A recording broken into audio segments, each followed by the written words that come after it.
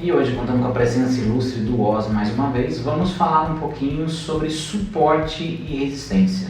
Você sabe como achar o suporte e a resistência de uma criptomoeda? Eu sou o Fábio, você está no Mundo Centralizado e bora pro vídeo!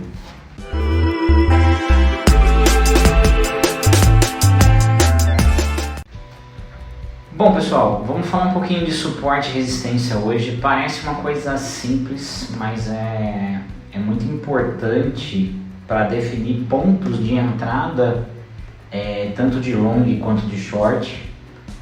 É o mesmo ponto de compra e venda de moedas aí, dependendo de como você está posicionado no mercado spot. Eu estou aqui no Bitcoin, vamos fazer o seguinte para nos ajudar. Eu vou esconder aqui as médias móveis por enquanto. Vamos trabalhar só com as nossas linhas azuis. Quem acompanha os vídeos de análise semanal sabe que eu uso muito essas linhas azuis para estar fazendo tanto o suporte quanto a resistência. E como funciona? Então assim, a primeira coisa para a gente definir o suporte é um zoom out. Sempre é muito importante fazer um zoom out aqui. Então se a gente pegar, ele está preso aqui, né? Ele não vai subir lá, não vai trazer, porque ele não está no automático. Deixa eu colocar no automático, muito melhor. No automático aqui ele vai nos ajudar, então você faz um zoom out do processo. E o que precisa ter um suporte ou uma resistência? Nesse caso, o preço está descendo, ele vai ser um suporte. Por que a gente usou essa linha? Porque é o ponto onde mais vezes ele toca um fechamento de mercado, seja para baixo ou mesmo para cima aqui. Ele é um ponto aonde o mercado veio e testou ele várias vezes até ele voltar a subir. Então é uma linha que a gente usava de suporte. Pode ver que aqui ele desceu mais. Você pode até colocar aqui, ó, e aqui você pode colocar uma outra linha de suporte, ó, bem aqui. Se a gente colocar aqui esses 5 pontos aqui, eles foram tocados. Ou ele passou por ele, ou ele bateu, ele até chegou a passar um pouquinho, mas não confirmou e voltou. Então essa pode ser uma segunda linha. Qual é a diferença dessa linha e dessa outra linha? E isso é super importante. Então quando você está definindo um suporte ou uma resistência, essa é a primeira regra. A quantidade de pontos que foram tocados. Aqui a gente tem 5, se a gente for contar aqui passou, mas tocou mais 1, 2, 3, 4, 5, passou por aqui, 6, 7, 8, ficou aqui como uma resistência, 9, 10, 11, 12, 13, 14 e outros próximos, que ele não chegou a tocar, mas ele chegou próximo dessa linha e ele fez o movimento. Então esse suporte de cima é um suporte muito mais forte que o suporte de baixo, que teve apenas alguns toques. Então a primeira coisa a se identificar é a linha, a quantidade de vezes que o preço para e muda de tendência ou se estabiliza numa tendência dentro daquele suporte. Primeiro ponto, então a quantidade de vezes. Quanto mais vezes bateu nesse ponto, melhor. E você pode fazer inclusive um zoom out, pode ver aqui, ó, esse daqui ele foi um suporte muito importante para essa fase. Aqui ele rompeu esse suporte e nem quis saber dele, foi embora para o preço, rompendo aí a questão da FTX. E o primeiro dia da FTX da queda, ó, como a linha de suporte funcionou bem, ele veio para o preço até aqui embaixo, mas ele voltou para morrer na hora do suporte. Não é na vírgula, tá gente? Então é pela região do preço. Fala assim, ah, mas passou um pouquinho, não passou. É a região. Muita gente faz inclusive uma zona de suporte e resistência, né? Não coloca essa linha, ele faz um retângulo aqui, fazendo onde a zona do preço oscila.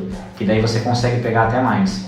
Então você pode vir fazer aqui um retângulo, é onde você vai ter o preço nessa região tocando mais. Daí você pega mais pontos. Mas aí é questão de dar gosto do freguês. Eu acho que a linha aqui para mim serve bem, porque eu já vejo mais ou menos essa região.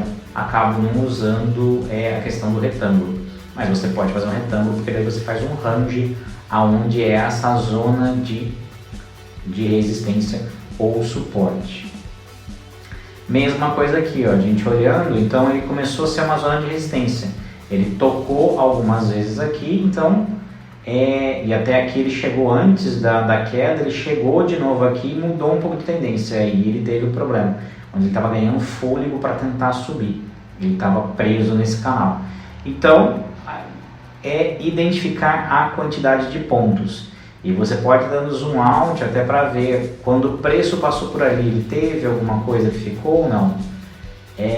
Como eu opero antes depois, né, da queda aqui do Bitcoin, então eu não tenho linhas de suporte para essas zonas de cima. Mas para o Bitcoin eu vou deixando essas linhas de suporte, eu não vou tirando essas linhas de suporte do gráfico para até a gente saber um histórico do passado. Mesma coisa aqui em cima, a gente tem onde está o preço agora. Esta linha aqui eu já tinha traçado aqui atrás e pode ver como ela busca de novo. Ele subiu e passou a ser um suporte. E aqui a gente tem uma zona de resistência intermediária também que serviu como suporte. E a zona de resistência maior aqui é essa zona de cima, onde o preço fez grandes viradas e não conseguiu passar. Então ele volta a ser uma zona de resistência. De novo, se você quiser ter um range, faça um retângulo. Então, colocar suportes e resistências é de identificar essas viradas, o quanto esse ponto bate e volta, ou bate e volta para cima. Esse é o primeiro ponto. Quanto mais pontos testou, mais forte é o seu suporte ou a sua resistência, o seu ponto de resistência. Sempre dê zoom out. Deixa eu tirar a propaganda aqui. Sempre dê zoom out para você estar olhando o preço. Se no passado ele já usou essa zona, o que é interessantíssimo. Outro ponto primordial para falar de suporte e resistência. Quanto maior o período, mais confiável é o suporte ou a resistência. Ou seja, a gente está falando aqui de um dia, que é um período intermediário e ele é um bom período para se tratar, para se colocar suportes e resistências, para achar. O período de 1 minuto, por exemplo, ele é um período muito fraco para você cravar suportes e resistências.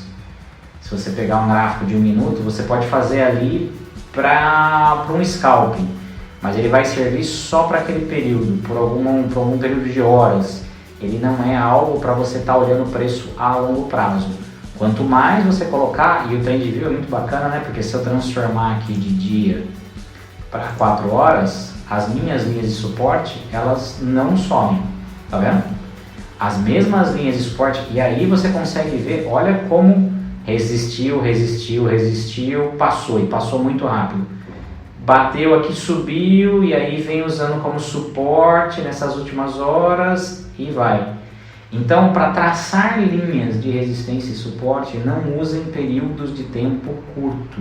Usem pelo menos um dia, que eu acho que é o ideal. Uma semana pode até você querer colocar, mas vamos colocar aqui para ver algumas diferenças. Mas um dia para mim, tá vendo? Ou como as linhas se conversam quando a gente muda, mesmo usando. Minha visão, eu acho que o período de um dia é o melhor período para se fazer suporte, na minha opinião. Mas se você quiser fazer um suporte na semana, também ele é um período interessantíssimo. Aqui você vai pegar fechamentos e aberturas de semana para fazer. Ele é mais confiável. Quanto maior o período, mais confiável é o suporte. Mas para mim, um dia serve bastante. Por isso que eu trabalho muito com o gráfico de um dia. E depois você pode ir trocando um TrendView para qualquer hora que você quiser. E você já tem essa linha de suporte. Então trace linhas de suporte e resistência com pelo menos um gráfico de período de um dia. E depois você transforma, vem para cá. Como a gente fez em 4 horas, vamos fazer aqui em 1 hora. Tá vendo que ele está nesse canal. Então para você operar, ele está preso nesse canal. A hora que caiu aqui, uma boa entrada, ele desceu, ele veio até aqui em cima, você acabou fazendo um bom investimento aqui, um bom lucro aqui. Mesma coisa assim, ele caiu aqui, voltou e aí foi de novo. Então, as linhas elas se conversam e o TrendView é maravilhoso para isso. Mas não trace aqui no dia, porque se eu for traçar no de hora, eu vou traçar um gráfico, uma linha de suporte aqui, para o preço. Talvez, para que você esteja olhando, pode ser interessante, mas eu não acho interessante quando a gente volta na do dia. Ah, tá, então aqui o preço rodeou. Você pode até fazer uma pequena linha aqui, ó, que é onde o preço está ficando, está se tornando uma zona, mas muito estreita, na minha opinião, tá, gente? Mas nada impede de você colocar uma outra linha aqui para operar nesse pequeno range. Mas eu ainda acho que a zona de um dia é a ideal.